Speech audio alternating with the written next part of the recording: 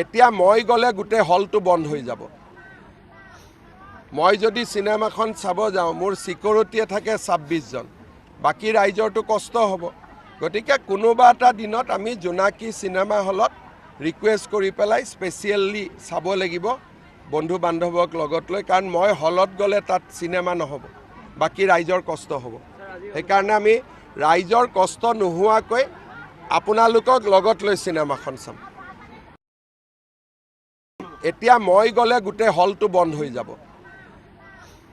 মই যদি চিনেমাখন চাব যাওঁ মোৰ সিকিউৰিটিয়ে থাকে 26 জন, বাকী ৰাইজৰটো কষ্ট হ'ব।